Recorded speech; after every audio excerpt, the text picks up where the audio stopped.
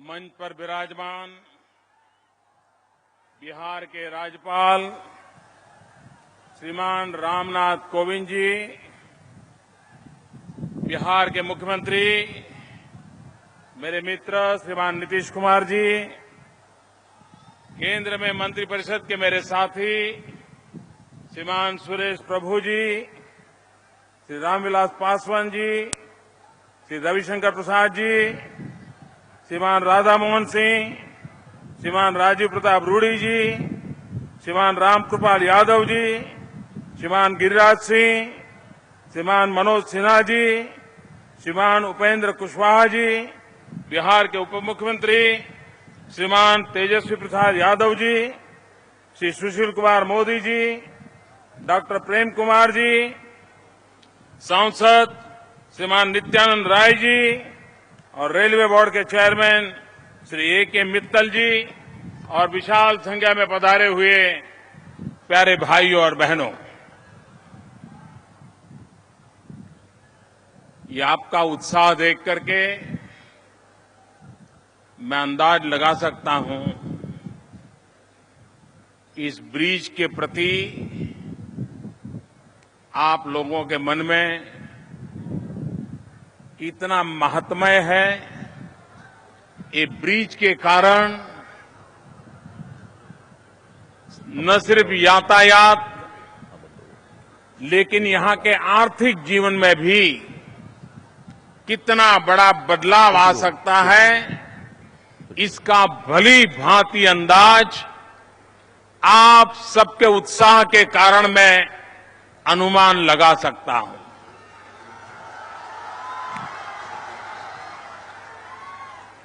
मां गंगा उत्तरी बिहार और दक्षिणी बिहार दोनों को जोड़ती है, लेकिन नागरिकों को जुड़ने के लिए व्यवस्थाएं आवश्यक होती है। अब आप कल्पना कर सकते हैं, जब नीतीश जी रेल संभालते थे, अटल बिहारी वाजपेयी जी प्रधानमंत्री थे, तब का ये सपना इतने सालों के बाद आज पूरा हो रहा है।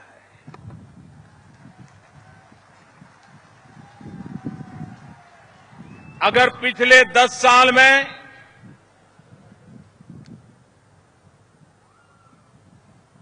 इसको अगर निगलेक्ट न किया गया होता, रूटीन बजट के हिस्से से भी अगर काम किया होता, तो भी शायद 5-7 साल पहले ये काम पूरा हो गया होता। 600 करोड़ रुपए की लागत से बनने वाला प्रोजेक्ट विलंब होने के कारण 3000 करोड़ रुपए तक पहुंच गया। ये पैसे जनता जनार्दन के हैं, लेकिन कोई न कोई ऐसे कारण आते हैं कि हमारे देश में विकास की प्रक्रिया अलग हो जाती है और बाकी प्रक्रियाएं उभर करके आ जाती हैं। पिछले 18 महीनों में इसका सबसे ज्यादा काम इतने कम समय में 18 महीनों में हुआ। करीब 34% काम जो अधूरा पड़ा था, इसको पूरा किया गया। और हम मानते हैं कि अगर भारत का सस्टेनेबल डेवलपमेंट करना है, अगर भारत को आने वाले 25 साल 30 साल तक लगातार विकास की नए आंक पार करते जाना है, वो तब तक संभव नहीं होगा जब तक हमारा पूर्वी हिंदुस्तान डेवलप नहीं होगा। चाहे पूर्वी उत्तर प्रदेश हो, चाहे बिहार हो, चाहे पश्चिम बंगाल हो, आसाम हो, नॉर्थ ईस्ट हो, उड़ीसा हो, ये सारे क्षेत्र जितने तेजी से डेवलप होंगे, हिंदुस्तान उतनी ही तेजी से आगे बढ़ने वाला है। अब भारत की विकास की जो नर्व सेंटर है, वो नर्व सेंटर ईस्टर्न इंडिया में है। और अगर हम पूर्वी भारत को आगे बढ़ाना चाहते हैं तो हमें शॉर्टकट के रास्ते से नहीं कर पाएंगे। अब तक हम तत्कालीन समस्याओं को स्पर्श करते गए, लोगों की तत्कालीन आवश्यकताओं को एड्रेस करते गए, लेकिन अब समय की मांग है कि हम लोगों की तत्कालीन आवश्यकताओं को तो जरूर एड्रेस करें, लेकिन इस पूरे क्षेत्र को विकास की नई ऊंचाइयों पर ले जाना है तो लंबे अरसे की व्यवस्थाओं को भी विकसित करना अनिवार्य है। रेल और रोड इंफ्रास्ट्रक्चर, उसके अंदर इतनी ताकत होती है कि वह विकास की न सिर्फ नींव रख देते हैं, लेकिन विकास को गति भी दे देते हैं। और इसलिए पिछले सरकार ने 5 साल में रेलवे के पीछे बिहार में जितना खर्चा किया, उससे करीब करीब 2.5 गुना ज्यादा पिछले 1.5 साल में वर्तमान सरकार ने किया है। ये इसलिए किया है कि मेरा एक कन्विक्शन है कि भारत का भाग्य बदलना है तो हमें बिहार का भाग्य पहले बदलना होगा।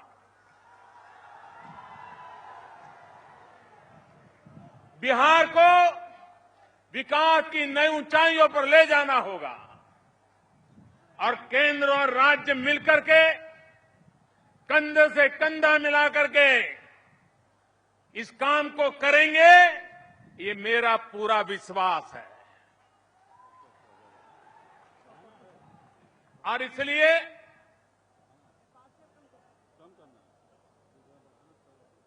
इंफ्रास्ट्रक्चर, मुख्यतः रेलवे और रोड, आज उत्तर बिहार दक्षिण बिहार को जोड़ने वाले 3 प्रोजेक्ट एक साथ लोकार्पण एवं शिलान्यास हो रहा है। अब आप देखिए, एक काम तो मैं आज वो कर रहा हूं कि जहां पर पहले मोकामा दोनों तरफ डबल लाइन थी, लेकिन बीच में ब्रिज ऐसा था कि वहां डबल लाइन नहीं थी। अब उसके कारण वो दोनों तरफ की डबल लाइन का जो खर्चा है उसका कोई उपयोग ही नहीं है, क्योंकि वो आकर के बॉटलनेक बन जाता था। अब इस बात को हमने हाथ में लिया है और मुझे विश्वास है कि हम समय की सीमा में इसको पूरा करके देंगे और उस इलाके के विकास के लिए भी एक बहुत बड़ी गति आ जाएगी। मेरे बिहार के नौजवानों, आपको एक बहुत बड़ा तोहफा इन दिनों मिला है। 2 लोकोमोटिव्स, इसके बहुत बड़े कारखाने ये बिहार की धरती पर लग रहे हैं। 2006-7 से ये कागज पर मसला चल रहा है, भाषणों में काम आ रहा है, लेकिन धरती पर कुछ हो नहीं पा रहा है। कोई टेंडर के लिए तैयार नहीं होता था। हमने कुछ इनोवेटिव चीजें की टेंडर में, हमने एक्सपोर्ट का लक्ष्य तय किया, हमने भारत की रिक्वायरमेंट का हिसाब लगा करके ऑर्डर प्लेस करने का निर्णय किया, और वो ऐसी व्यूहरचना थी कि दुनिया की बड़ी बड़ी कंपनियों को लगा कि अब इसके अंदर हम टेंडर लेकर के जा सकते हैं और अगर मिल गया तो काम हो सकता है। उस प्रक्रिया ने रंग लाया। दुनिया की बहुत बड़ी कंपनियां आई, 40,000 करोड़ रुपयों का फॉरेन डायरेक्ट इन्वेस्टमेंट इन 2 जगह पर बिहार की धरती पर आने वाला है। वो हिंदुस्तान के अंदर सबसे बड़ा माना जाएगा।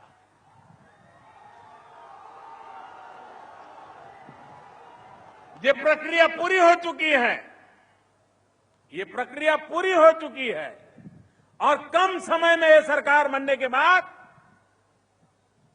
18 महीने हमें मिले हैं दिल्ली में, लेकिन 18 महीनों में बिहार हमारी प्राथमिकता है, क्योंकि भारत का विकास करने के लिए बिहार का विकास अनिवार्य है, ये हम मानते हैं। और इसलिए इस काम को भी अंजाम दिया गया है, और उसका परिणाम भी आने वाले दिनों में मिलने वाला है। भाइयों बहनों, आज के युग में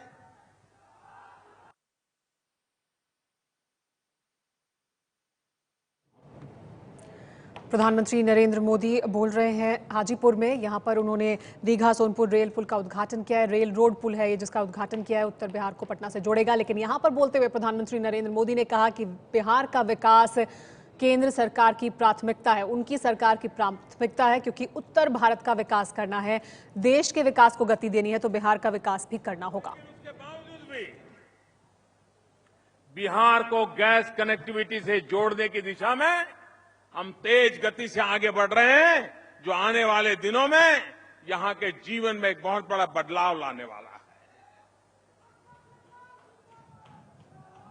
मेरे बिहार के प्यारे भाइयों बहनों, आपने इस बजट में देखा होगा कि हमने गरीब परिवारों को गैस कनेक्शन देने का बीड़ा उठाया है। मैं जानता हूं काम कठिन है। गरीबी की रेखा के नीचे जीने वाले 5 करोड़ परिवारों को आने वाले 3 वर्ष के अंदर अंदर चूल्हे की जगह पर गैस का सिलेंडर मिल जाए और उन माताओं बहनों को धुएं से बचा लिया जाए, उनके आरोग्य की चिंता किया जाए, इसके लिए एक अहम जिम्मेवारी सर पे उठाई है। वैज्ञानिक कहते हैं कि चूल्हा जला करके, लकड़ी जला करके, कोयला जला करके जो मां खाना पकाती है, तो खाना पकाते पकाते जितना धुआं उसके शरीर में जाता है वो 400 सिगरेट के बराबर होता है। एक दिन में 400 सिगरेट का धुआं अगर हमारी माताओं के शरीर में जाए तो उनके शरीर का क्या हाल होगा, उनके बच्चों का क्या हाल होगा। ये मानवता का काम है, और इसलिए हमने सरकार की तिजोरी से जितना खर्चा लगे, लेकिन बीड़ा उठाया है कि गरीब परिवारों को अब ये चूल्हा, ये कोयला, उसका धुआं, उससे मुक्ति दिलानी है। मेरे प्यारे भाइयों बहनों, हमारे देश में आजादी के इतने साल हो गए, अब भी गांवों में बिजली नहीं पहुंची है, और बिजली पहुंचाना ये कोई लग्जरी नहीं है। बिजली ये अब जीवन का हिस्सा बन गई है, वो कोई रहीशों का खेल नहीं है, गरीबों के लिए जरूरी है। मैंने एक दिन रिव्यू लिया, आजादी के 70 साल होने आए,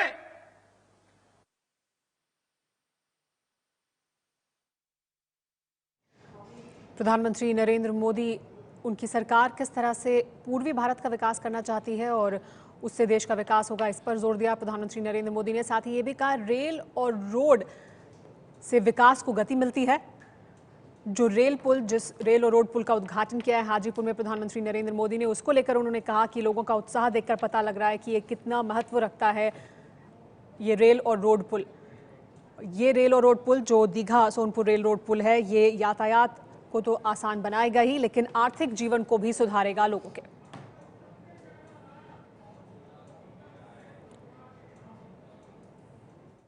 और मैं नीतीश जी का आभारी हूं कि इस काम को गति देने में उनकी राज्य सरकार तरफ से भी पूरा सहयोग मिलता रहा है और उसके कारण ये काम भारत सरकार गति से कर रही है।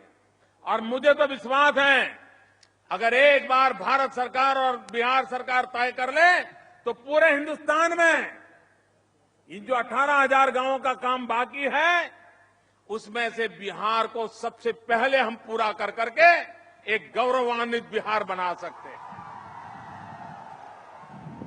और जिस तरह चला है काम, मेरा विश्वास है कि हो जाएगा, ये काम हो जाएगा। और इसलिए मेरे प्यारे भाइयों बहनों, चाहे बिजली हो, सड़क हो, पानी हो, रेल हो, इन चीजों को सामान्य मानवीय की आवश्यकताएं हैं और उन आवश्यकताओं की पूर्ति करने का प्रयास। बिहार से बहुत बड़ी मात्रा में हमारे नौजवान हिंदुस्तान के कोने कोने में आते जाते रहते हैं, पढ़ने के लिए जाते हैं, रोजी रोटी कमाने जाते हैं, लेकिन रेलवे में अगर जाना है तो उसका दम उखड़ जाता है। लंबी सफर की ट्रेनों में आरक्षण की सीमा रहती है। इस बार हमारे रेल मंत्री श्रीमान सुरेश प्रभु जी ने एक बड़ा अहम कदम उठाया है और मैं मानता हूं उस अहम कदम का अगर सबसे ज्यादा कोई फायदा उठाएगा तो बिहार का नौजवान उठाएगा। वो अहम कदम ये उठाया है कि लंबी सफर की जो ट्रेन है उसमें 2 या 4 डिब्बे ऐसे लगेंगे, दीनदयालु डिब्बे, जिसमें आप लास्ट मोमेंट भी चढ़ जाना है तो चढ़ जाओ और जहां जाना है पहुंच जाओ। ये इसलिए किया कि गरीब व्यक्ति उसको अगर दूर जाना है, बेटा अगर कहीं बिहार से बाहर काम कर रहा है, अचानक मां बीमार पड़ गई और उसको पहुंचना है तो रिजर्वेशन तो संभव नहीं होता है। ये एक ऐसी व्यवस्था रहेगी कि जिसके कारण ऐसे लोग परेशानी न भुगतें और समय पर पहुंच सके।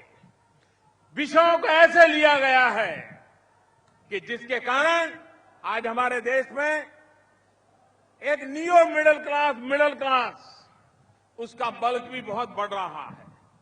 बहुत बड़ी मात्रा में मिडिल क्लास का बल्क बढ़ रहा है।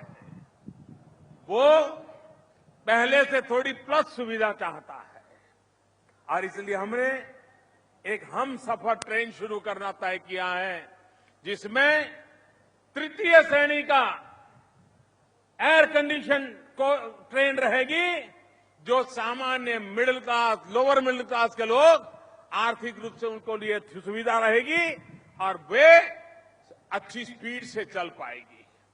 हमारे देश में रेल बहुत पुरानी है, लेकिन रेलवे को हम अब पुरानी रहने देंगे तो रेल बोझ बन जाएगी। जिस रेल ने हिंदुस्तान को गति दी, वह रेल अगर वैसे ही पुराने हालात में रही तो वही बोझ बन के देर नहीं लगेगी। और इसलिए रेल का पूरी तरह नवीनीकरण होना चाहिए। उस दिशा में सुरेश जी हमारे बड़े इनोवेटिव हैं, नए नए आइडिया लाते हैं, दुनिया लोगों से माथापच्ची करते रहते हैं, विदेशों से धन भी लाते हैं। और मैं विश्वास से कहता हूं कि बहुत ही कम समय में पूरी रेल का कायाकल्प हो जाएगा, रेल का नवीनीकरण हो जाएगा।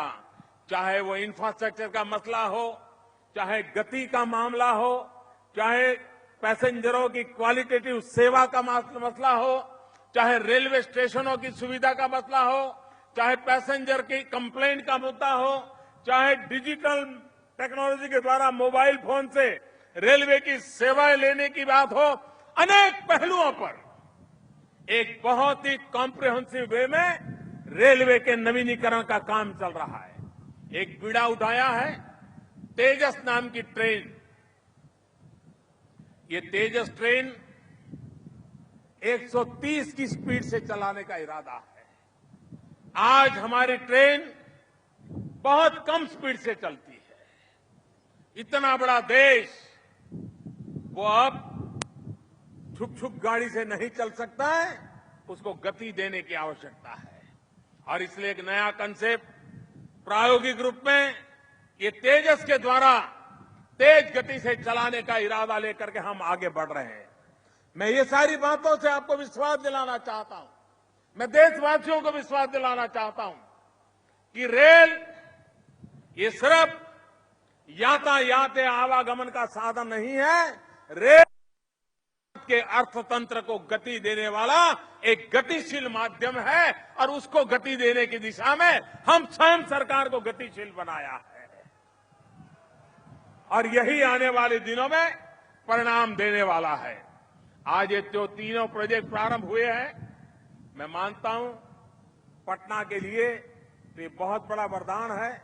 आज ऑलरेडी ट्रेनें चलना शुरू हो गया है, चाहे मुंगेर हो, चाहे मोकामा हो, ये तीनों पूरे बिहार को एक प्रकार से हमें अपने आप में समाहित कर लेते हैं। इसका कितना बड़ा प्रभाव पैदा होने वाला है, इसका बिहार के हर व्यक्ति को पता है। मैं आज बिहार को लाख लाख शुभकामनाएं देता हूं, बहुत बहुत धन्यवाद देता हूं, और रेलवे मिनिस्ट्री को भी बहुत बधाई देता हूं। धन्यवाद।